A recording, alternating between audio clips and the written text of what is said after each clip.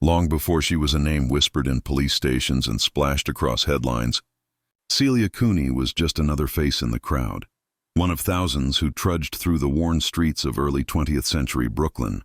The borough was a patchwork of immigrants, factory workers, and dreamers, a place where every street corner told a story of struggle and survival. The air was thick with the smell of coal smoke and iron, and the clang of trolley bells mixed with the hum of the city that never seemed to rest. Celia was born into this world, hard-edged, loud, and unrelenting. Her childhood was not one of comfort or promise. Her family, like many others, lived paycheck to paycheck, their days measured in the hours they could afford to keep the lights on and the nights spent counting coins to make rent. She grew up watching her parents wear themselves down for pennies, their hands calloused, their backs bent, and their faces aging too fast. Poverty wasn't a condition in Brooklyn.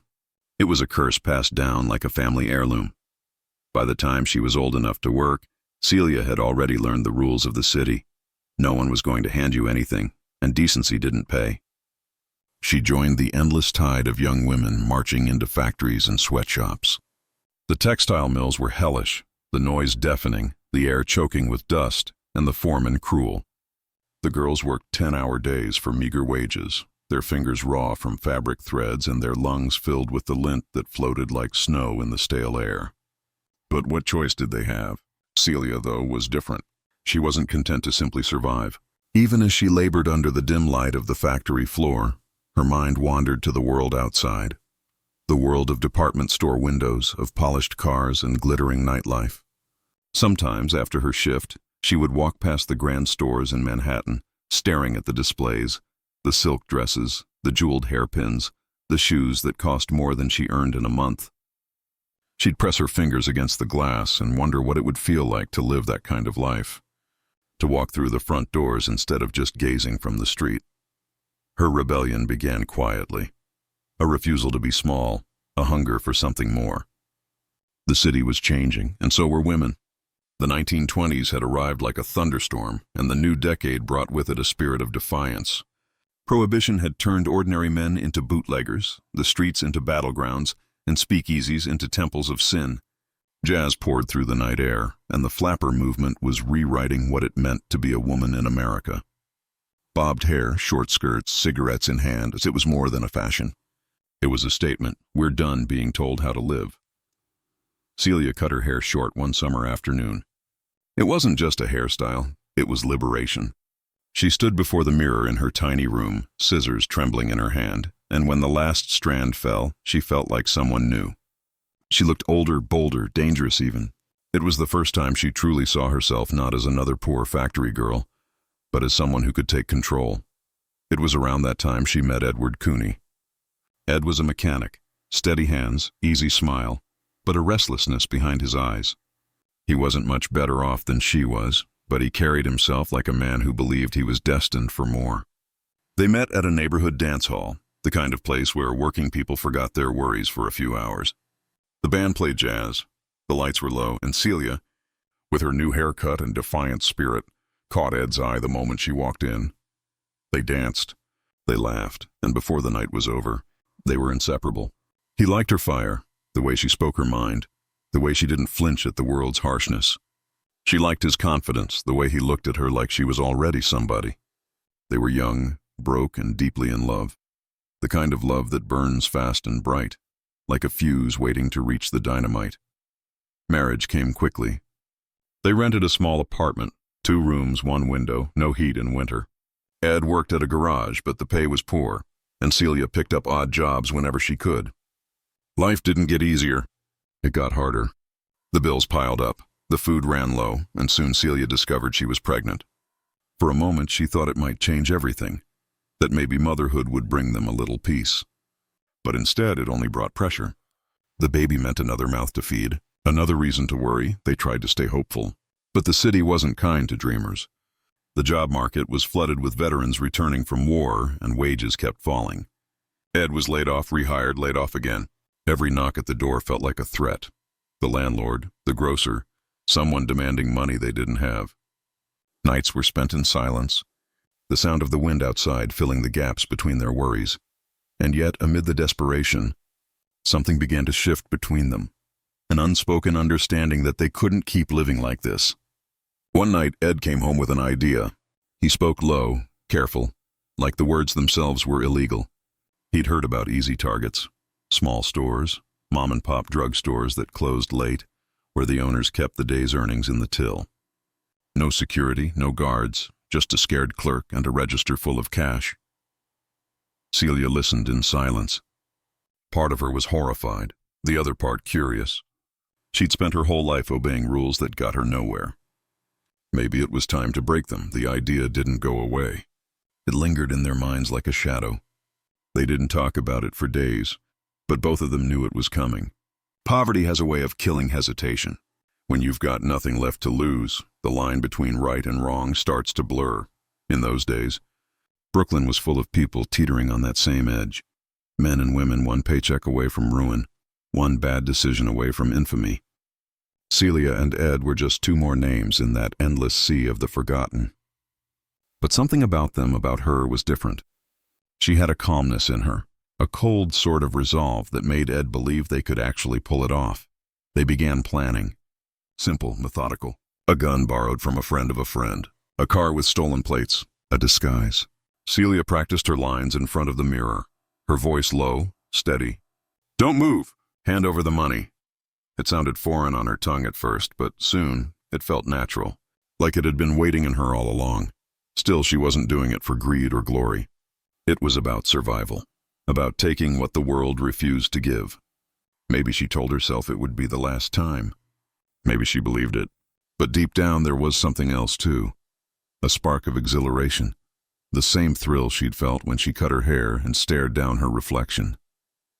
For the first time, she was choosing her own path, even if it led straight into darkness. In the weeks that followed, Celia became a woman divided, the devoted wife and expectant mother by day, the restless conspirator by night. The city around her pulsed with opportunity and decay, and she could feel it in her bones, the sense that something was coming. A turning point, a reckoning. Every story of crime begins with one decision. For Celia Cooney, that decision was born in the quiet desperation of a Brooklyn apartment, under the flicker of a single lamp, as the city outside slept and the sound of passing trolleys whispered through the night. She and Ed sat at the table, their hands intertwined, and made a promise. They would take what they needed. No more begging, no more starving, no more being invisible. In that moment, Celia's fate was sealed. The girl who once stared longingly at department store windows was about to shatter the glass entirely, and soon all of New York would know her name. It began on a cold March night in 1924, the kind of night when Brooklyn's streets glistened under the soft orange hue of street lamps and the air carried a sharp edge that could slice through a man's coat. The hour was late, the city quiet except for the occasional trolley bell echoing down Flatbush Avenue. Inside a small corner drugstore, a young clerk counted the till for the night, yawning between numbers, his mind already drifting toward home and warmth. The doorbell above the entrance jingled softly, and that's when everything changed. Two figures stepped inside. A man, tall and lean, his cap pulled low over his brow, and beside him a woman, young, petite, her bobbed hair hidden beneath a close-fitting hat. Her eyes were sharp, steady. Her gloved hand trembled just slightly as she drew the revolver from her coat pocket. "Don't move," she said. Her voice wasn't loud, but it carried the weight of something unbreakable. Desperation. The clerk froze, eyes wide. The man moved behind the counter, grabbed the day's cash, his movements quick and practiced. The robbery took less than a minute. The door slammed. Tires screeched. And just like that, they vanished into the night, swallowed by the city's endless maze of streets and secrets. By morning, the papers had their headline, "Bobbed-Haired Bandit Strikes Again." No one knew her name. No one knew her story. But everyone in New York City was talking about her. The newspapers couldn't get enough. The mysterious female bandit, armed and fearless, robbing stores across the boroughs with her husband by her side. Some called her a menace. Others called her a modern woman, breaking every rule society had chained around her. But behind those sensational words and grainy sketches was a real woman, Celia Cooney, and her story didn't begin with crime. It began with hunger, with love, with a life that gave her no fair shot. Celia wasn't born into the underworld. She wasn't raised by gangsters or schooled in violence. She came from the working-class neighborhoods of Brooklyn where the factories coughed smoke into the sky and every day felt like a battle just to stay afloat. The city was roaring in the 1920s. Jazz, speakeasies, gangsters in tailored suits. But for the poor, there was nothing glamorous about it. There were no champagne glasses or nightclubs, just long hours, low pay, and dreams that never seemed to get closer. She was one of thousands of young women in that industrial world, clocking in before sunrise, standing shoulder to shoulder with other tired faces in textile mills and assembly lines. Her fingers worked the machines until they ached. The air was thick with lint, and the foreman's voice barked commands from behind his desk. There was no dignity in it, just survival. But even in that gray world, Celia had something rare. A spark. She was quiet but sharp, with eyes that missed nothing. The world might have beaten most people into submission, but Celia wasn't like most. She had that dangerous kind of ambition, the kind born not from greed, but from being told no too many times. She met Edward Cooney at a dance hall, one of those small Brooklyn socials where the air smelled of tobacco and cheap perfume, and the band played songs that promised a better life, if only for the night. Ed was handsome, charming in a rough-edged way. A mechanic, always with oil on his hands, but a dreamer at heart. He made her laugh. And in a world that offered little kindness, that was enough. They married young, chasing a simple dream. A home, a family, maybe a few happy years away from the noise of the city. But dreams like that were expensive, and the world didn't pay kindly. Rent was rising. Ed lost work. Celia found herself pregnant. Their savings disappeared faster than hope. The couple sat in their small apartment, the wallpaper peeling, the city's heartbeat pounding outside their window, and wondered how they'd make it through the next week. Every night. They heard stories of bootleggers and stick-up men making small fortunes while honest people starved. The newspapers glorified the gangsters, the men in fedoras, the women draped in pearls. It seemed crime was the only career left that paid, and in that dark moment of desperation, the seed of an idea began to grow. They didn't plan to become legends. Not at first. It was supposed to be one job, one desperate act to pay the bills. A quick robbery, nothing more. But that's how it always starts. Celia wasn't the kind of woman anyone expected to see holding a gun. She was small, delicate even, with that new bobbed haircut that symbolized rebellion in the Roaring Twenties. The flapper look, independence, defiance, a statement that women didn't have to play by old rules anymore. It made her both invisible and unforgettable. No one suspected her, not until it was too late. The first robbery went smoother than either of them imagined. The adrenaline hit like lightning, burning through fear and hesitation. As they sped away in their car, the city lights blurring behind them, Celia felt something she'd never felt before. Power. For once in her life, she wasn't the one being pushed down. She was the one in control. The next morning, as she sipped weak coffee and read the paper, she saw it. A small article buried beneath the headlines. Drugstore robbed by couple. Woman wielded gun. She smiled. Not out of pride, but disbelief. It had worked, but that first taste of success is a dangerous thing. It makes you think you can outrun fate. It convinces you that maybe you were meant for more, even if it's the wrong kind of more. Over the coming weeks, the robberies continued. Each one bolder, faster, more confident. Brooklyn's shop owners grew anxious. The police were baffled. Witnesses spoke of a young woman with short hair, polite but deadly calm, and a man who drove like the devil himself. Soon the papers gave her a name, the Bobbed-Haired Bandit. It stuck like glue. Reporters turned her into a sensation. They printed sketches of her face, exaggerated headlines, and stories that made her sound half demon, half celebrity. The public couldn't look away. Some were horrified, others secretly thrilled. A woman with a gun was shocking enough. A woman robbing men and outsmarting the law? That was unthinkable. But for Celia, fame wasn't the goal. Money was, survival was. And as she held her revolver under the glow of those flickering street lamps, she wasn't thinking about history. She was thinking about food, about her unborn child, about what it meant to finally have something of her own, even if it was stolen. The robberies continued for months, spreading through the city like wildfire. Each headline was louder than the last. Bobbed-Haired Bandit eludes police again. City in fear of armed couple. New Yorkers locked their doors and peeked around corners. Every bob-haired woman walking the streets became a suspect. The police were humiliated, their manhunts fruitless, their promises empty. And behind it all, Celia and Ed hid in plain sight, laughing, loving, and living on borrowed time. But time always runs out. Before long, every detective in New York was on the hunt. The city was closing in slowly, methodically. The same fame that once protected her now painted a target on her back. Her face was everywhere. The same newspapers that once turned her into a myth would soon tear her apart. But that comes later. For now, the story is just beginning. The gun has been drawn, the first shot fired. A young woman who had nothing has taken her first step into the underworld, and the city that never sleeps has just met the woman who will haunt its dreams. Brooklyn, 1924. The year the city felt like a living thing. The air was thick with movement, with stories, with hunger. Prohibition had turned even honest men into schemers, and bootleg liquor ran through the borough like a second bloodstream. On every street corner you could hear the sound of jazz drifting from hidden bars. Laughter mingled with the low murmur of deals being made in the shadows. It was an era built on contradictions, glamour and grit, ambition and despair, and for Celia and Ed Cooney, love and crime were about to become one and the same. They had been inseparable from the moment they met. Ed wasn't like the other men Celia had known. He was rough around the edges, yes, but there was something in him, a confidence that seemed unshakable, even when life kept hitting back. He had that kind of charm that made people trust him, even when they shouldn't. Maybe that's what drew Celia in, the belief that this man could make something out of nothing, that he could somehow turn their shared misery into something more.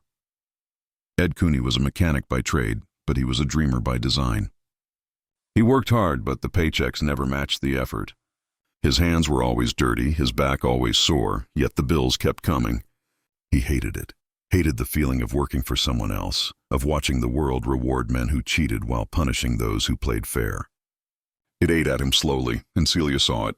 She saw the way he'd stare at their empty cupboards, the way his jaw tightened when he couldn't pay rent on time. He loved her fiercely, but that love came with a heavy kind of guilt. When Celia became pregnant, it was supposed to be a new beginning. They talked about baby names, about moving somewhere quiet, maybe even saving enough for a little house. But reality hit like a hammer. Ed lost another job. The landlord started pounding on their door. The doctor's visits, the food, the clothes, everything cost more than they could earn. The world was squeezing them, inch by inch, until there was no air left to breathe. Celia tried to stay strong. She always did, but Ed could see the strain in her face, the worry behind her eyes when she thought he wasn't looking. And that's when he made up his mind. If the world was going to play dirty, so would he.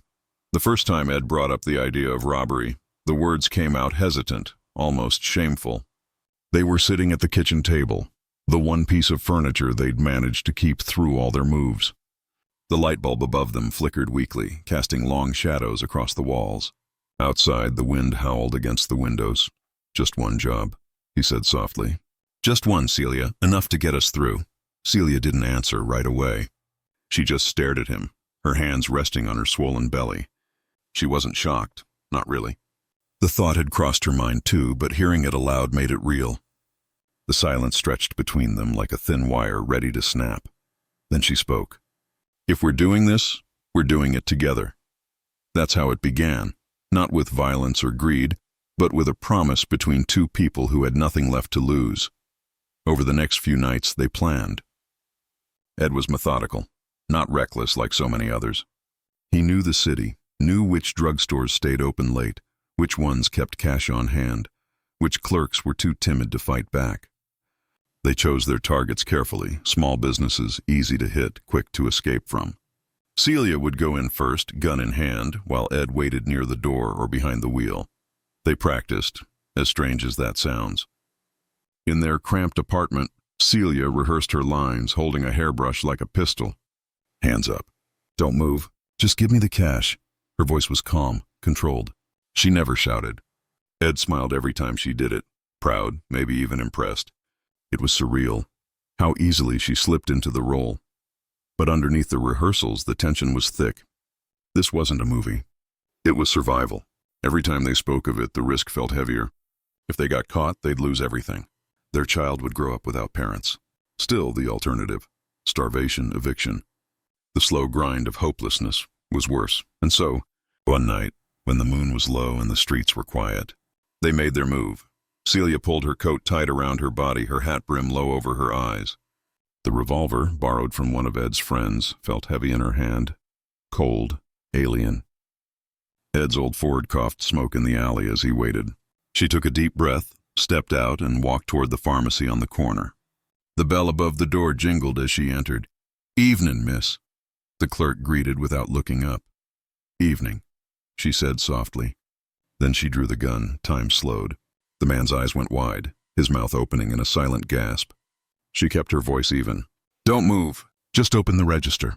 Her heart thundered in her chest, but her hands didn't shake. The clerk fumbled with the cash drawer, his fingers trembling so badly the coins rattled to the floor. She didn't yell, didn't threaten. She just waited, calm, composed, terrifying in her stillness. When the drawer opened, she grabbed the bills, turned, and walked out. Ed was already waiting with the engine running. They sped off into the darkness, the city lights blurring past. Behind them, the clerk stood frozen, too stunned to even call for help. When they reached home, Celia collapsed into laughter, nervous, breathless, wild. Ed laughed too, clutching the steering wheel, the adrenaline still pounding in his veins. They counted the money. $62. It wasn't much, but it was more than they'd seen in weeks. That night, they ate a real meal. They talked about the baby. For the first time in months, the fear lifted, but something else crept in to take its place. It wasn't guilt. It was thrill, power, the realization that they had taken control, even if only for a moment. Celia couldn't sleep. She lay awake, staring at the ceiling, listening to the hum of the city beyond the window. She could still feel the weight of the gun in her hand, the rush of her pulse, the intoxicating sense of being untouchable. In the morning, she read the paper. The story was small, a corner piece about a robbery in Brooklyn. No suspects, no leads. She smiled faintly. Ed kissed her forehead and said, "We did it, Celia. We really did it." But deep down, both of them knew this wasn't the end. It was the beginning. The money would run out. The hunger would return. And once you've crossed the line, it's easier the second time.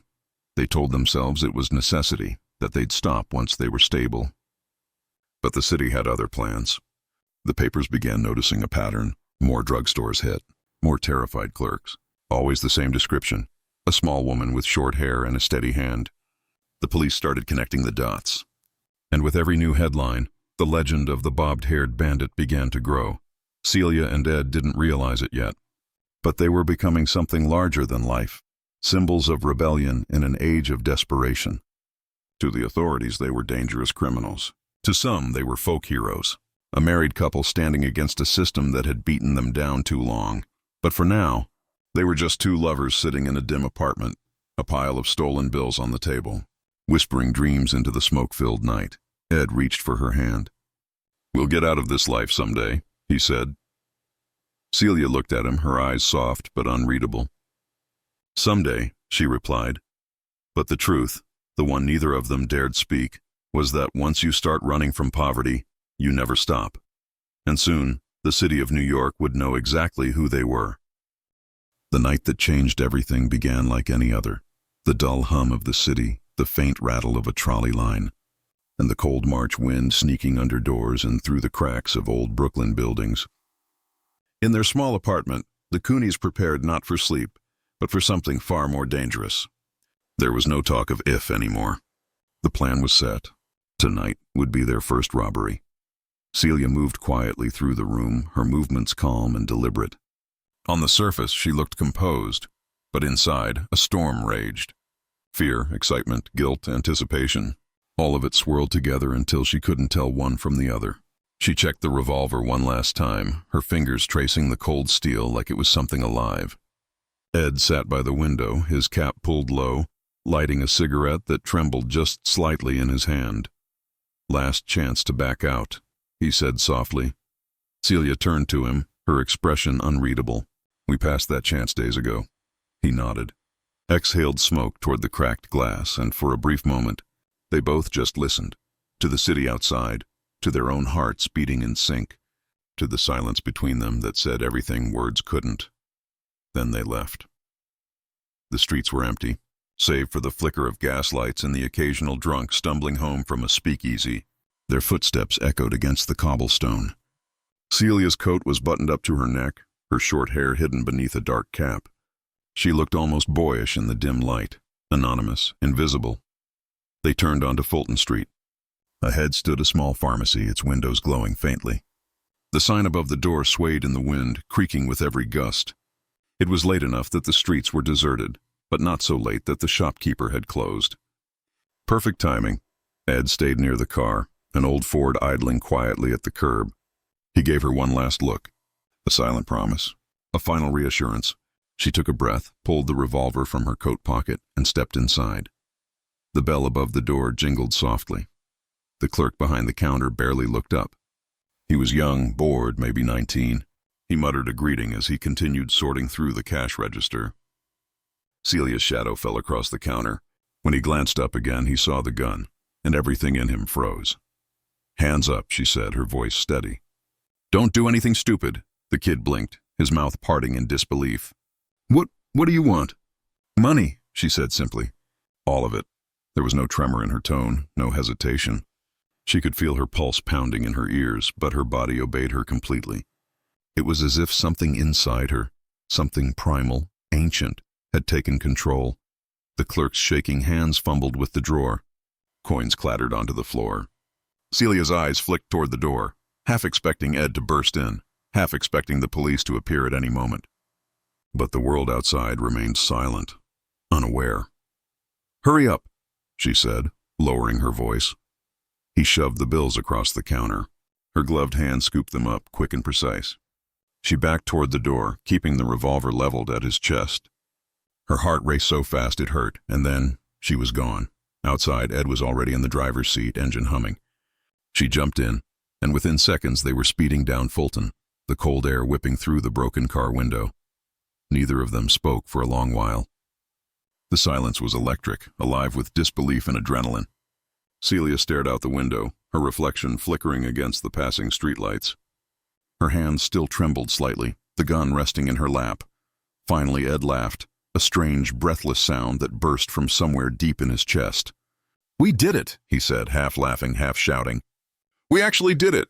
Celia didn't answer right away. She just looked at him. The way his eyes gleamed with excitement, the boyish grin spreading across his face, and she realized that something irreversible had just happened. They weren't the same people who'd walked out of that apartment an hour ago. That line between desperation and defiance had vanished.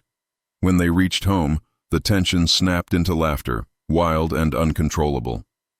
Celia threw the money on the kitchen table, a small pile of crumpled bills, maybe $60 in all, and they stared at it as if it were treasure. It was ridiculous, really, hardly enough to change their lives.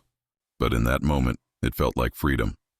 They cooked what little food they had left, shared a bottle of cheap gin, and talked until dawn. Every time they recounted the robbery, the story grew bolder. The fear faded, replaced by thrill. They'd done something unthinkable, and gotten away with it.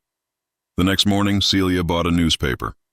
The robbery was there, buried deep among other petty crimes. Drugstore robbed by armed couple. Woman held gun. It was brief, almost dismissive, but to Celia it might as well have been her coronation. She smiled faintly. That small article planted a seed in the city's imagination, and in hers. For the next few days they lived quietly, pretending life had gone back to normal. Ed went looking for work he knew he wouldn't find. Celia stayed home, her mind racing. Every time she closed her eyes, she replayed the robbery. The gun, the clerk's face, the trembling in her hands, and that intoxicating sense of control. Control. That was the word for it. For once, the world had stopped dictating her fate. For once, she'd taken something back. But control is addictive. Once you've tasted it, nothing else compares. By the end of the week, their money was gone, spent on rent, food, baby supplies. The relief faded, replaced by the same old anxiety. And when Ed mentioned another pharmacy, this one near Flatbush, Celia didn't hesitate. They struck again. And again, each robbery was faster, cleaner, more confident. They never stayed too long in one place. They used disguises, changed routes, varied their targets. The newspapers began to notice a pattern. The police didn't, not yet, but the press loved the story. A mysterious young couple terrorizing drugstores across Brooklyn. A woman with a pistol and short bobbed hair. The image was too sensational to ignore. The Bobbed-Haired Bandit was born. Reporters ran wild with speculation. Who was she? A jilted lover? A flapper turned criminal? Was she part of a gang or acting on her own? Every bob-haired woman in New York suddenly drew suspicion. Women adored her boldness. Men feared her nerve. The tabloids couldn't print enough about her. Celia read every word. Sometimes she laughed, sometimes she winced. The truth was simpler and sadder than the stories they printed. She wasn't some glamorous outlaw. She was a broke woman trying to survive in a city that didn't care whether she lived or died, but she couldn't deny the strange pride that came with those headlines. To the world, she was no longer invisible. For the first time in her life, people saw her. Maybe not the way she wanted, but it was something. The police, of course, didn't share the fascination. They were furious. The mayor demanded arrests. The commissioner promised swift justice. But the city was a labyrinth, and the Cooneys moved through it like ghosts. Weeks passed, and their legend grew. Every time another robbery hit the papers, more theories emerged. Some said she carried a baby under her coat as a decoy. Others claimed she left mocking notes for the police. None of it was true, but the myth was more powerful than the reality. And in that myth, Celia found power. The woman who once stood for hours in a factory, her hands raw and her spirit broken, was now the most talked about criminal in New York. She didn't belong to the world of poverty anymore. She belonged to the headlines. Still, beneath the thrill, a quiet dread began to form. Each robbery brought more attention, more pressure, more danger. Celia knew it couldn't last. Every empire, no matter how small, eventually falls. But she wasn't ready to stop. Not yet. That night, as she and Ed lay in bed, the city's noises filtering through the window, she whispered, "You think they'll ever catch us?" Ed smiled faintly. They can't catch what they can't understand. But Celia wasn't sure she even understood herself anymore. Somewhere along the line, necessity had turned into something else, something darker. And as the papers screamed louder, the police drew closer and the city's obsession grew. Celia Cooney's fate moved one step closer to the inevitable. The woman who once stole $60 at gunpoint was now stealing the attention of an entire nation, and the chase, the legend, had only just begun. There's a certain silence that follows the passing of time, a hush that settles over forgotten names, lost streets, and lives once lived in the blaze of attention. For decades after her death, Celia Cooney's name lay buried beneath the dust of history. But legends don't stay buried forever. They wait, they listen, and then when the world is ready, they rise again, retold, reimagined, reborn. In the 1970s, half a century after her crime spree, the name Bobbed-Haired Bandit resurfaced in a small feature printed in the New York Times. The story painted a strange picture: a young woman, fashionable and fierce, who had terrorized the banks of New York during the Jazz Age, not for greed or vengeance, but for survival. The tone was different now. Time had softened her image, turned her from a symbol of defiance into a kind of tragic folk hero. Readers were fascinated.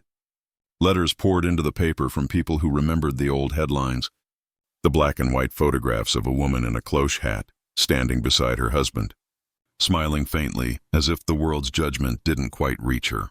"I remember my mother talking about her," one reader wrote. "She said Celia Cooney was brave. Foolish. Maybe, but brave." The story spread again, rippling through the culture like an echo that had finally found its way home. By the 1980s, women's historians began to include her name in lectures about early 20th century feminism. They spoke not of her crimes, but of what she represented, a woman pushed beyond the boundaries of her time, defying the image of the obedient wife and mother.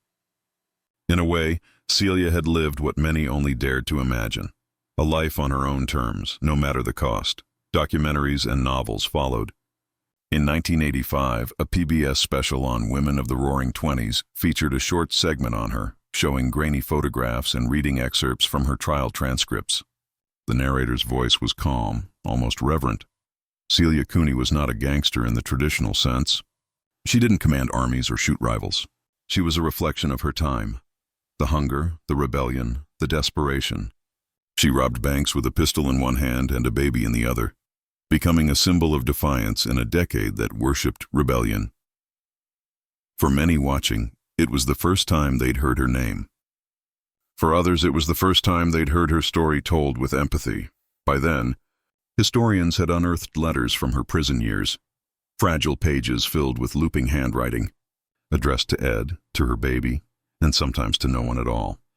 In one letter she wrote, "The newspapers made me into something I wasn't. I never wanted to hurt anyone. But I was tired of begging, tired of seeing my husband's face fall every time another door closed on him. I just wanted to make life right for us. I wanted a little peace. Maybe that's the real crime. Wanting too much peace in a world that only knows how to fight." That letter was published in a historical journal, and suddenly Celia's story took on new life. Feminist writers cited her words as an early example of working-class resistance. College students quoted her in essays about women and survival.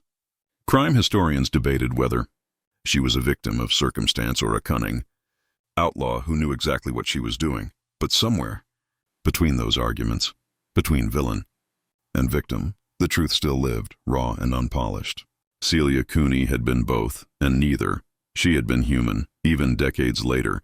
Her legend had a strange way of fitting into new eras. In the 1990s, when discussions about women's autonomy, poverty, and the double standards of justice began to grow louder, her story resurfaced again. A Brooklyn filmmaker made an independent movie about her. Bobbed hair, shot in black and white, with a haunting jazz score that carried the ghost of the 1920s through every scene. The film didn't glamorize her crimes. It painted her as what she was, a woman fighting to stay afloat in a world that had already decided who she was allowed to be. Audiences responded to her story like they were hearing it for the first time, gasping when she raised her gun, crying when she said she only wanted milk for her baby. In one of the film's closing scenes, the actress playing Celia stared straight into the camera and said softly, "I didn't want to be bad. I just didn't want to be forgotten." It was a line the real Celia never spoke aloud, but maybe, deep down, she would have agreed. By the early 2000s, her name had found its way online. Blogs, forums, and digital archives revived her story once again. People debated her like an urban legend. Was she really dangerous? Was she a feminist icon? Was she a criminal or a mother cornered by life? Through every generation, her story shifted, not because the facts changed, but because the world did. To the people of the 1920s, she was a scandal. To the 1950s, she was a cautionary tale. To the 1980s, she was a rebel.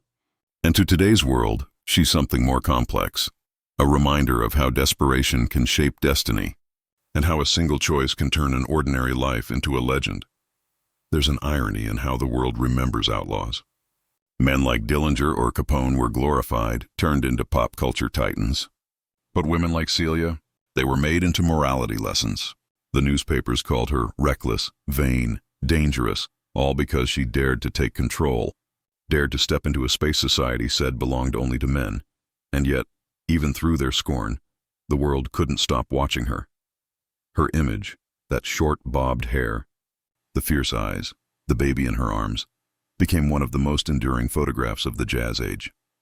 In museums, that photograph still appears on panels about early women criminals. Tour guides still mention her name when they talk about Brooklyn's forgotten history. And every few years, a writer or journalist finds her again, like uncovering an old wound that never fully healed. But perhaps the most haunting legacy she left behind wasn't her crime spree, or even her fame. It was the question her life continues to ask. What would you do if the world pushed you to the edge? If you were starving, if your child was crying, if every door closed in your face, would you still obey the law? Or would you, like Celia, find yourself crossing that invisible line, whispering, "Just this once"? That's the question that keeps her story alive. Not the thrill of the robberies, but the pulse of humanity that runs beneath them. Because beneath the headlines, beneath the mugshots and myths, there was always a woman who wanted something simple: love, food, a roof, and a chance. And when the world denied her those things, she made her own way, for better or worse. The world may judge her, historians may dissect her, but one truth remains. Celia Cooney became something the system never expected her to be: unforgettable. Her story reminds us that sometimes crime is not about greed, but about survival. It reminds us that history doesn't just belong to kings and heroes, but to the forgotten souls who dared to fight back against their own despair. And maybe that's why, even now, a century later, her ghost still walks the alleys of Brooklyn and whispers, in the rusted fire escapes, the old banks on the corner, the faint scent of perfume that lingers in an abandoned hallway.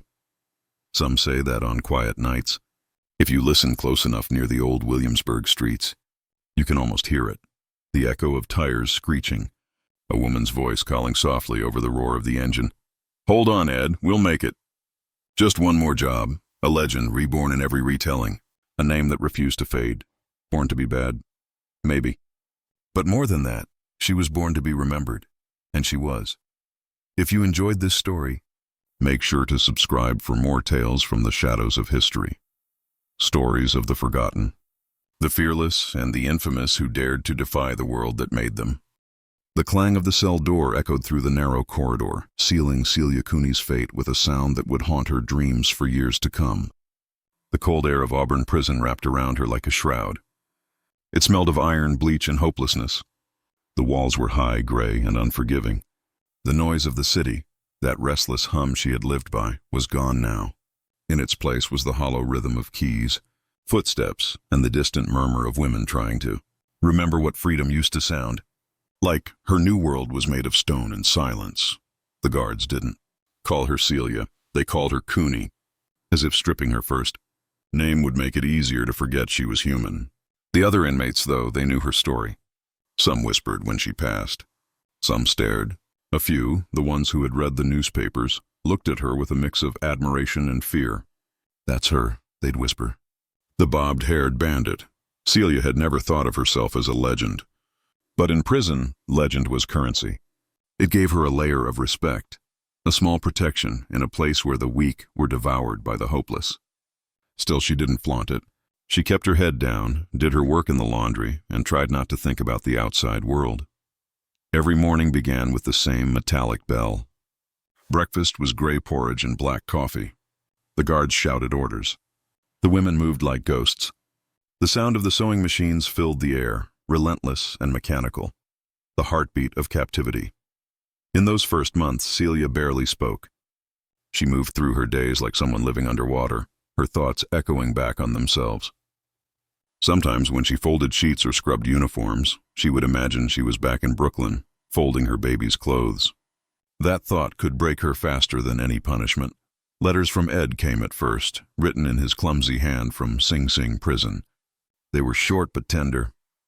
"My darling Celia, I think of you every night when they turn the lights out. I hope you're eating. I hope they're kind to you. I keep counting the days. Someday when this is over, we'll find a way to start again. Don't lose hope. I love you, always. Ed." She would read those letters over and over until the ink began to fade from her touch. But after a year, they came less often. Then they stopped altogether. She didn't blame him. She knew how the system worked. Letters got lost, messages disappeared. They were both prisoners in different cages, separated by concrete, distance, and a system that didn't care if love survived. The only thing that kept her anchored was the thought of her daughter. In the rare quiet of night, Celia would close her eyes and picture that tiny face, the baby she'd held while running from the law, the child she'd once promised to protect. She didn't even know where the girl was now. Letters to her relatives went unanswered. Maybe they didn't want to be connected to a criminal. Maybe they thought it was better that the child forget. That thought tore at her heart, but she couldn't blame them. Months turned into years. Celia grew thinner, quieter, older. The fiery flapper spirit that had once made her a symbol of rebellion was buried under the weight of time and routine. But prison life has a strange rhythm. It breaks you, then teaches you how to keep breathing in the ruins. She started helping in the infirmary. It wasn't glamorous work, but it gave her purpose. The nurse, an older woman named Ruth, taught her how to dress wounds, how to soothe the sick, how to keep people calm when panic rose. Ruth didn't care who Celia had been outside. To her, everyone inside was the same, broken pieces trying to fit back together. "You've got steady hands," Ruth told her once. "You'd have made a fine nurse out there." Celia smiled faintly. "Out there doesn't want me." Ruth just shrugged. Maybe not, but in here, we make do with what's left. That small kindness planted something in Celia. For the first time in years, she felt a flicker of usefulness.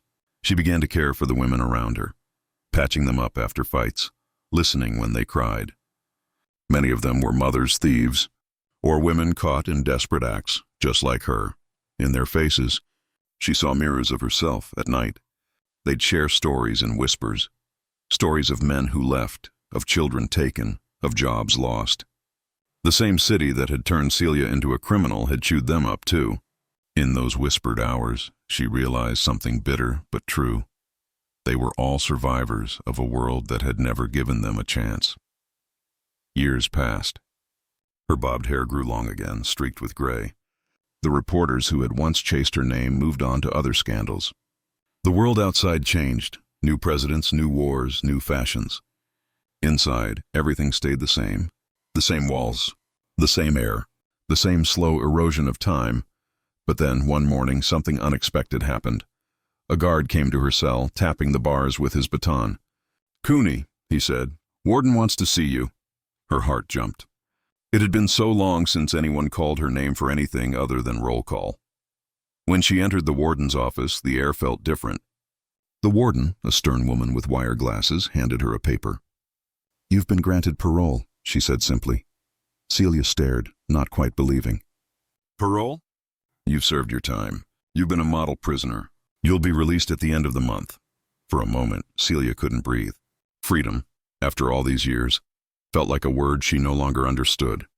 When the day came, they gave her back her old clothes, faded and shapeless from storage. They gave her a few dollars for the train. She stepped out of the gates with trembling hands, feeling the wind on her face for the first time in over a decade. It was colder than she remembered, sharper, but it smelled like life. No one waited for her at the station. No reporters, no family. No Ed, she didn't expect them to. The city had changed. The cars were sleeker, the women's fashion had evolved, and the slang was different. But poverty, that old ghost, still lingered in the corners. The tenements looked smaller now, older. She wandered through Brooklyn like a stranger, looking for traces of her old life and finding none. Eventually, she found a small boarding house that rented rooms to women who had just come out of prison. The landlady was tough but kind, the type who had seen too many people fall apart to waste sympathy. Celia worked odd jobs, cleaning, sewing, helping at a bakery. She didn't talk much about her past. When people asked, she said her husband had died, that she'd been away for a while. No one pried. At night, she'd walk to the window and look out over the city skyline. The lights still shimmered like before, but the music was gone. The flapper age had ended. The world had moved on. Sometimes she caught her reflection and almost didn't recognize the woman staring back. The face was older, the eyes deeper, but behind them, still, was that flicker of defiance, that small piece of her that the system couldn't crush. She never found her daughter. The trail had gone cold, but she hoped, prayed, that somewhere out there, the girl had grown up safe, maybe even proud. And though no one knew it, Celia Cooney lived quietly for many years after her release. No more guns, no more headlines. Just a woman who had once shaken the city and then vanished into its shadows. Her story became a rumor, a myth, the bobbed-haired bandit who walked away from the chaos and disappeared into the folds of ordinary life. In the end, that might have been her final rebellion, to survive in peace when the world expected her to burn out.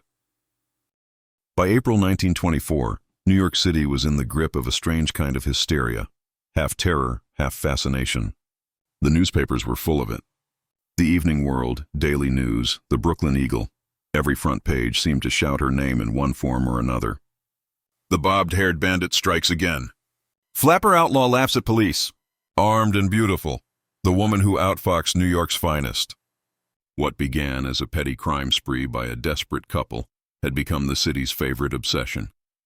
People couldn't stop talking about her. The woman with the short, stylish hair, the same haircut worn by movie stars and nightclub girls, had turned that symbol of modern femininity into something dangerous. Something thrilling. Celia Cooney had become a living legend, though she was still just a woman trying to stay one step ahead of the law. Each morning, as she stood by the window of their small apartment with the baby in her arms, she could hear the delivery boys shouting headlines from the street corners below. Sometimes she'd even buy a paper herself, flip through it, and smirk at the fantasy version of her life being printed for the world to devour. According to the papers, she was a glamorous outlaw with a gang of men at her command, a femme fatale who robbed banks in silk stockings and taunted police with lipstick-scrawled notes. None of it was true. She didn't even own silk stockings. But in some strange way, the myth gave her strength. The city had written her into its story, and for once, she was at the center of it. Ed was less amused. Every new headline meant more risk, more pressure. He could feel the walls closing in. "We need to stop," he told her one night, his voice low but firm. "It's getting too hot. They've got every cop in Brooklyn looking for us." Celia shook her head, sitting at the kitchen table, a cigarette burning between her fingers. "And then what? Go back to starving?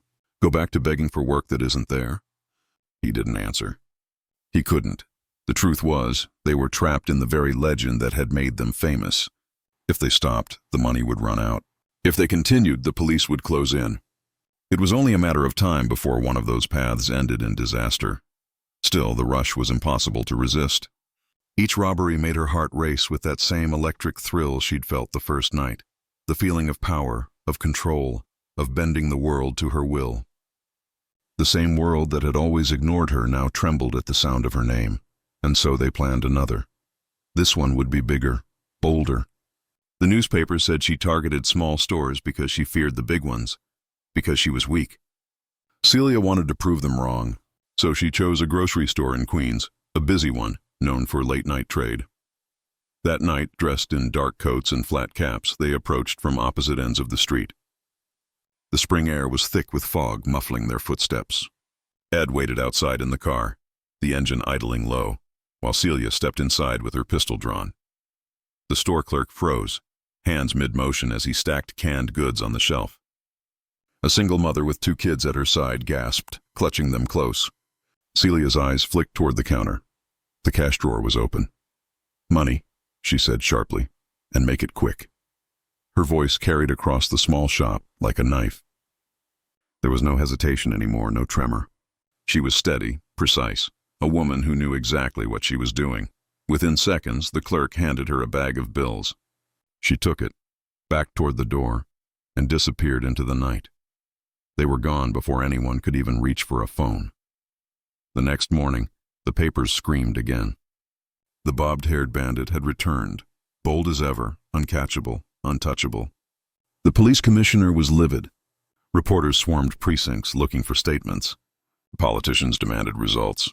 The entire city became a manhunt, and yet, to most ordinary people, she was something else entirely. A folk hero. In speakeasies and beauty parlors, people whispered her name like a legend. Working-class women, the ones who spent their days scrubbing floors and stretching pennies, saw in her a kind of rebellion they could only dream of. She wasn't stealing from them. She was striking back at a world that had never given women like her a chance. Even men, though they'd never admitted openly, admired her nerve. The city had seen gangsters before, Al Capone, Dutch Schultz, men with guns and swagger. But a woman with bobbed hair, a revolver, and the courage to rob a store in plain sight, that was something new, something unsettling. Still, fame is a double-edged sword. The same headlines that made her a legend also made her a target. Police began rounding up every couple in Brooklyn that even vaguely resembled the Cooneys. Innocent families were dragged into interrogation rooms. Their faces splashed across papers as suspected bandits. Detectives worked around the clock, chasing false leads, breaking into apartments, threatening suspects. Celia and Ed could feel the net tightening. They moved constantly. New apartments, new neighborhoods, new excuses for why they kept odd hours and never stayed long. Celia even dyed her hair once, from light brown to black, but it didn't make her feel any safer. The city's eyes were everywhere. Then came the bounty, $5,000 for information leading to their arrest. It was enough to make friends turn into informants and neighbors into spies. The couple began sleeping in shifts, one always awake in case of a knock on the door. Their love, once their refuge, began to show cracks. Arguments broke out over money, over where to hide next, over how much longer they could keep this going. The pressure was unbearable. Yet even in the middle of those tense nights, when everything seemed to be falling apart, they'd sometimes share a laugh. That dark, desperate laughter only fugitives understand. But the newspapers wouldn't let her fade quietly. They made sure her name stayed on every front page. When robberies happened that she had nothing to do with, she was still blamed. Bobbed-Haired Bandit strikes again. The legend had taken on a life of its own. Even silent film studios took notice. There were rumors of producers writing scripts about her, a movie about a fearless flapper who robs the rich and dances away with the loot. Somewhere in the city, audiences were already watching a fictional version of her, laughing and cheering. And yet, the real Celia Cooney was exhausted. Each day felt heavier, each escape narrower. Her nerves were shot, her body thin and pale. The baby cried through the nights, and sometimes she cried too, though never when Ed could see her. One night, as they sat by the dim glow of a single candle, she said quietly, "Maybe it's time we stop running." Ed looked up, his eyes tired but alert. "And do what? Turn ourselves in?" She didn't answer. She just stared at the candle flame flickering in the draft, watching it bend but never break. The truth was, she didn't know what she wanted anymore. The power, the attention, the thrill. It had all turned to poison. The same legend that once made her feel alive was now suffocating her. She couldn't go to a store, couldn't walk the streets, couldn't even trust her reflection. The bobbed-haired bandit had swallowed Celia Cooney whole, and yet despite it all, she couldn't help but feel a twisted pride. She had forced the city to remember her name. She'd carved her initials into history, not with a pen or a protest, but with a gun. The woman who once stood in unemployment lines now stood in headlines. The girl who once begged for scraps now commanded the attention of millions. But every rise has its fall. Every myth, no matter how bright, burns out, and soon, very soon, the legend of the bobbed-haired bandit would collide with the cold reality of the law. The chase was nearing its end, but Celia didn't know that yet. She only knew that somewhere in the shadows of Brooklyn, the world she built on desperation and defiance was beginning to crumble, and no amount of headlines could save her now. Years drifted by like cigarette smoke curling into the ceiling, slow, fragile, and impossible to hold. Brooklyn had changed. The city that once trembled under the name the Bobbed-Haired Bandit had become something unrecognizable. Elevated trains screeched over new buildings. Jazz had been replaced by swing, and the flapper age, that brief, wild spark of rebellion, was buried beneath the weight of the Great Depression. Celia Cooney lived quietly through it all. To the world, she was just another aging woman renting a small apartment near Flatbush Avenue, one of those faces you pass in the grocery line without noticing. To her neighbors, she was polite but private, always with a soft good morning, and never much more. She worked in a sewing shop, hands still steady from her years in the prison workshop, stitching hems and mending tears for pennies a day. But when the lights went out and the streets grew quiet, her mind wandered back to those days. The heat of the getaway car, the pulse in her throat, the sound of her laughter mixing with the wail of sirens. She'd close her eyes and see it all, the rush, the danger, the taste of freedom that burned like fire in her lungs. Sometimes she wondered if that young girl, that reckless, desperate woman with a gun in her hand, was really her. Or was she a story someone else had written, a character trapped in a newspaper headline? She didn't tell anyone who she was anymore. The world had long forgotten, and she preferred it that way. Her past was a shadow that followed her silently, stepping in rhythm with her every move. But even shadows can whisper. It started one evening in 1940. A young reporter from the Brooklyn Eagle had come by the sewing shop asking questions. He was working on a piece about old New York legends, the kind of forgotten figures who had once dominated the front page. He was barely 25, with a notebook in his hand and curiosity burning in his eyes. "Ma'am," he asked gently, "you ever hear of the bobbed-haired bandit?" Celia's fingers froze mid-stitch. For a long moment she didn't move. Then she smiled faintly, eyes fixed on the thread in her lap. "I heard of her," she said softly. "She was quite the talk once." The boy nodded eagerly. "Yeah. My editor says she was like a movie star. The cops couldn't catch her. The public loved her." "Crazy story, huh?" "Crazy," Celia murmured. "People do strange things when they're desperate." He thanked her and left. never suspecting he'd just spoken to the ghost he was chasing. That night, Celia walked home under the flicker of streetlights, the sound of the reporter's voice still echoing in her mind. For the first time in years, she felt the past stirring, not as guilt, not even as pride, but as memory. A life lived, a story told and retold until it became myth. She had outlived the scandal, outlived the shame, and in the strangest way, she had outlived her legend. But legends have a way of resurfacing when the world is ready to listen again. By the time the 1950s rolled around, true crime magazines had become all the rage. Glossy covers with bold titles shouted stories of forgotten outlaws and glamorous sinners. Celia's name began to appear again. The Bobbed-Haired Bandit, America's first flapper criminal. They called her. Some articles got the story wrong. They said she killed people, that she ran with gangsters, that she'd escaped prison. Others painted her as a tragic figure, a symbol of female rebellion in an age when women were told to smile and obey. Celia read one of those articles once, sitting at her kitchen table under a dim light. The photograph on the page showed her younger self, sharp-eyed, stylish, fearless. The caption read, "Celia Cooney, the girl who robbed New York and stole its heart." She stared at that face for a long time, then folded the magazine closed. "I never stole anyone's heart," she whispered to herself. "Just a few dollars and a chance to breathe." She tucked the magazine away in a drawer and never mentioned it again.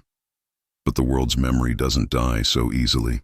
As decades passed, historians began to re-examine the Roaring Twenties, its crime, its chaos, its contradictions. Celia's story found its way into books, radio programs, and documentaries. They called her a flapper gone rogue, a symbol of social rebellion, even the first modern female outlaw. Her name, once spat out in courtrooms, now echoed in college lectures and late-night radio shows. She didn't know any of it. She had no television, no interest in the world beyond her small orbit. By then her hair had gone white, her steps slower, her hands lined and trembling. But her eyes, those eyes that once scanned the streets for police cars and danger, still held the same quiet fire. Sometimes younger women in the neighborhood would visit her for sewing lessons. They liked her calmness, her way of speaking. One day, a curious girl named Louise asked, "Mrs. C, what did you do before this?" "You've got this way about you, like you've seen everything." Celia just smiled. "Child," she said, threading her needle, "I've seen enough to know stories always sound better than the truth." Louise laughed, thinking it was a joke. But for Celia, it wasn't. It was the only truth she had left. She lived out her final years quietly, surrounded by the hum of the city she once outran. When she passed, it made no headlines. No obituary carried her story. Just a brief note in a local paper, "Celia C., seamstress, passed away at home." No immediate family, but stories have a way of surviving their storytellers. After her death, a historian researching women in crime stumbled upon her old prison file. Inside were newspaper clippings, mugshots, and a single letter written in delicate script. It was addressed to no one, just a simple message written decades ago. "Maybe someday someone will understand I never wanted to be bad. I was just born in a world that didn't give me much choice." That line became famous later. It was quoted in books, documentaries, and even movies about her. For the first time, people began to see her not as a criminal, but as a reflection of her time, a woman shaped by hunger, injustice, and survival. In the years that followed, her story would be told again and again. She became a symbol of the forgotten women of the 1920s, the ones who fought, loved, broke, and dared to take what they'd been denied. Tour guides in Brooklyn started pointing out the old neighborhoods where she once lived, saying this was her street, the Bobbed-Haired Bandit's hideout. Most people smiled and took pictures, not realizing the woman behind the legend was once just a mother trying to feed her child. And in the hearts of those who looked deeper, those who read her words, her letters, her silence, there grew a strange kind of respect. Not for the crime she committed, but for the humanity behind them, because Celia Cooney wasn't just a bandit. She was a mirror held up to an era that judged women for being too bold, too loud, too alive. She was a product of desperation, of love twisted by circumstance, of a world that cheered for outlaws while condemning the ones who didn't fit the mold. And though her name faded again, buried beneath newer scandals and fresher headlines. Every few decades, someone would rediscover her. A filmmaker, a journalist, a storyteller looking for the beating heart behind the myth. They'd find her, in the yellowed pages of history, in the faded ink of her letters, and her voice would whisper again from the shadows of time. I never meant to be bad. I just wanted to live. In those words, the city remembered her, not as a monster, not as a saint, but as something far more human, a woman who dared to exist on her own terms when the world refused to let her. And that, in the end, was the truest crime of all. By the early days of May 1924, the city that once whispered her name with awe now seethed with frustration. The same newspapers that had crowned her a queen of crime began to turn the crown into a noose. The tone changed. Admiration curdled into anger, fascination into fury. The headlines were sharper now, crueler. Shame of Brooklyn woman bandit still at large. Has New York lost control to a flapper with a gun? The police, humiliated and desperate, doubled their efforts. Squads were reassigned. Detectives were pulled from other cases. Every precinct across the boroughs received orders. Find the bobbed-haired bandit, dead or alive. The city became a maze of suspicion. Any woman with short hair was suddenly a suspect. Patrolmen stopped couples walking home from dances. Shopkeepers reported anyone who seemed nervous or unfamiliar, and the newspapers kept the fear alive with daily stories that blurred fact and fiction. Celia and Ed were ghosts now, drifting from one cheap boarding room to another, never staying longer than a week. They had abandoned everything that once made their lives ordinary. Their few belongings fit into a single worn suitcase: clothes, a baby blanket, a half-empty bottle of milk, and a revolver. The baby cried often, hungry and restless. Celia would rock her to sleep in the dead of night, staring out at the rooftops of a city that felt both home and hostile all at once. She could almost feel the eyes of the city on her, watching, judging, hunting. The money from their last few robberies was nearly gone. The reward for their capture had climbed again, and now even strangers on the street talked about the cash like it was lottery money. $5,000, enough to make a man betray his own brother. One morning, as Ed read the paper, he said quietly, "They're saying you're the most wanted woman in America." Celia glanced up, her face pale and drawn. "America?" He nodded. "Papers in Chicago, Detroit, even down south. They're all printing your picture." She looked away. There was no thrill in it now. The attention that once felt like power now felt like a curse. She couldn't walk outside without pulling her cap low. Couldn't even breathe in public without wondering who was watching. That evening, they left Brooklyn for good. Ed sold the car, bought a pair of train tickets under false names, and they boarded quietly under cover of darkness. Celia sat by the window, her child in her arms, watching the lights of New York fade into the distance. For the first time in months, she allowed herself to imagine freedom, not the kind that came from a gun, but the kind that came from escape. Maybe in another city, another state, they could start again. Maybe the name Bobbed-Haired Bandit would fade into rumor and myth. But the world had changed since her first robbery. Her name wasn't a local story anymore. It was a headline that traveled faster than trains. The train rumbled through the night, carrying them south through the industrial heart of America. They stopped in Philadelphia, then Baltimore, then finally made their way to Jacksonville, Florida. It was a long journey, and by the time they arrived, they were broke again. Florida was supposed to be paradise: sunshine, palm trees, clean air. To Celia, it felt like exile. They rented a small shack outside the city, far from the noise and chaos of Brooklyn. The humidity was heavy, the air thick and strange. Ed found odd jobs where he could, working under fake names. Celia kept to herself, staying indoors with the baby, pretending they were just another struggling family trying to survive. But she couldn't shake the feeling that the past was catching up. Every time she heard a knock at the door, her heart stopped. Every unfamiliar car that passed on the dirt road sent her running to the window. Meanwhile, back in New York, the police had pieced together a profile. A witness from one of the robberies swore he'd seen the bandit couple fleeing in a Ford. Another described the woman's height and build. Slowly, the pieces began to align. Detective William J. McLaughlin, a man with a sharp mind and a reputation for persistence, was put in charge of the case. He wasn't swayed by the media circus. While reporters chased rumors, McLaughlin chased evidence. He reviewed the robbery patterns, timing, escape routes. He noticed something the press hadn't. The couple's movements were too deliberate, too consistent. They weren't hardened criminals. They were ordinary people pushed past desperation. He began working quietly, reaching out to sources across state lines. Weeks passed with no progress, until a small detail surfaced. A tip from a train worker in Philadelphia. A young couple with a baby, nervous, paid in cash, left no forwarding address. McLaughlin followed the trail south. It was thin, but it was enough. By the time he reached Florida, local police had already been alerted. A circular went out across the region. Wanted, Edward and Celia Cooney, known as the Bobbed-Haired Bandit and husband, armed and dangerous. It was a humid evening in Jacksonville when the knock came. Celia had been rocking the baby to sleep, humming softly, when Ed froze in the doorway. The knock came again. Firm, deliberate, not the kind that belonged to a neighbor. Ed moved toward the table, his hand brushing against the revolver. Celia's heart pounded. She looked at him, eyes wide, and whispered, "Don't." He hesitated. Just long enough. The door burst open.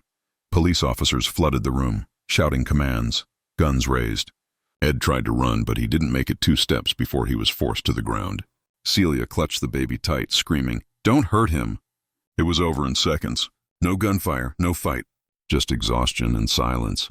Celia sat on the floor, her back against the wall, the baby crying in her arms.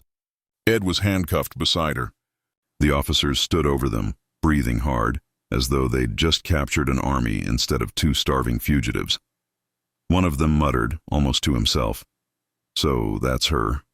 The bobbed-haired bandit. The words felt hollow. The myth had ended in a tiny shack, miles from the city that made it. When they were brought outside, flashbulbs exploded. Reporters had been tipped off, and photographers surrounded the patrol car like vultures. Celia's hair, once her symbol of defiance, clung to her face in the sticky Florida heat. Someone shouted, "Smile for the camera, Celia." She didn't. Instead, she looked straight ahead, past the lights, past the chaos, and muttered under her breath, "You wanted your story. Now you've got it." The next morning, her arrest was front-page news across the country. The bobbed-haired bandit captured in Florida. The city that had once celebrated her nerve now reveled in her downfall. The public cheered, the police congratulated themselves, and the newspapers sold more copies than ever. On the train back to New York, Celia sat silently beside Ed, wrists bound, surrounded by detectives. Outside the window, the southern landscape rolled by, humid and green. She barely noticed. Her eyes were hollow. The legend was finished. The woman behind it was just another criminal on her way to face judgment. But deep down, beneath the exhaustion and shame, a quiet part of her still refused to die. The world might call her a bandit, a monster, a disgrace, but it could never erase the truth of who she was. A woman born into a world that gave her no choices, who fought back the only way she knew how. As the train rattled north, the reporters were already waiting in Manhattan for her arrival. The crowd would be massive, the flashbulbs blinding, the applause mocking. The bobbed-haired bandit had finally been caught. But the story of Celia Cooney, the woman behind the myth, was far from over. The train pulled into Pennsylvania Station under a gray sky that felt heavy with judgment. The crowd was already there, hundreds of faces pressed together, a mix of curiosity, outrage, and thrill. They had read about her for months, seen her face splashed across headlines, argued about whether she was villain or victim. Now the bobbed-haired bandit was no longer a phantom of the night. She was here in the flesh, small and pale and quiet, clutching a blanket to her chest as she stepped down from the train. Flashbulbs burst like gunfire. The noise was deafening, reporters shouting questions, photographers elbowing for space, policemen barking orders to clear the platform. "Celia, look this way. Do you regret it? Why'd you do it, honey? You went for the thrill or the money?" She didn't answer. She didn't even lift her head. The baby, wrapped tight in her arms, stirred and whimpered. Ed walked beside her in cuffs, his jaw tight, eyes fixed forward. The two of them looked nothing like the legends the city had built. They weren't glamorous or fearless. They were tired, beaten, human. As they were escorted through the station, a woman in the crowd shouted, You ought to be ashamed. Another voice followed. Leave her be. The banks rob us every day. That second voice earned a cheer from a small cluster of working women, laundry girls, waitresses, mothers. They saw something of themselves in Celia. Maybe not the gun, not the crime, but the hunger, the struggle, the fight against a world that ignored them. At the courthouse, the scene was even worse. Crowds jammed the sidewalks, and extra police were stationed along the steps. Reporters compared it to the crowds at movie premieres. One newspaper wrote, Celia Cooney arrived at the courthouse today like a silent film star fallen from grace. Inside, the air was thick and hot, filled with the buzz of voices and the scratch of pens. Every newspaper in the city had sent their best reporters. Every courtroom sketch artist sharpened their pencils, eager to capture the infamous face of the woman who had mocked the police and captured America's imagination. When Celia entered the courtroom, a hush fell over the room. She was dressed modestly, a plain dress, her short hair brushed neatly, no makeup. She looked more like a schoolteacher than a criminal mastermind. For a moment, even the most hardened reporters seemed uncertain. This was the woman who had terrorized New York. This fragile-looking girl with soft eyes and trembling hands. The district attorney wasted no time painting his picture. In his booming voice, he described her as a cold-blooded menace, a woman who had betrayed the sacred duties of motherhood by taking her baby on robberies, who led her husband astray with her sinful ambition. Celia sat still, listening to him twist her story into something monstrous. Each word landed like a stone. The audience gasped and murmured as he spoke. When he called her a symbol of the decay of modern womanhood, a few women in the back row muttered angrily. Her lawyer, a weary public defender, tried to counter, describing her as a victim of poverty and circumstance. He spoke of the Great Depression's shadow, of joblessness, of the hopelessness that drove so many to desperate acts. He told the jury that Celia had never killed anyone, had never harmed a soul, that she only wanted to feed her family. When it was her turn to speak, the room went silent again. Celia stood slowly, her voice soft but steady. I never meant to be what they say I am, she began. We were starving. My husband couldn't find work. I was scared for my baby. That's all it was. Her words hung in the air. I didn't want to hurt anyone. I just wanted to live. She looked toward Ed then, their eyes meeting for the first time since the trial began. In that look was everything: love, regret, and the quiet understanding that their story had reached its end. The reporters scribbled furiously, capturing every word. But the truth in her voice was something no headline could quite contain. The prosecutor struck back hard. He reminded the jury of her defiance, her repeated crimes, her flight from justice. She wasn't starving when she posed for those photographs, smiling like a movie queen. He sneered. She enjoyed the fame. She reveled in the fear. The courtroom murmured again. The image of Celia Cooney as a modern-day outlaw, part rebel, part siren, had taken root too deeply in the public's mind. It didn't matter how many times she told the truth. People saw what they wanted to see. When the jury retired to deliberate, the courthouse waited in silence. Hours passed. Outside, the crowd grew restless. Vendors sold coffee and cigarettes to reporters.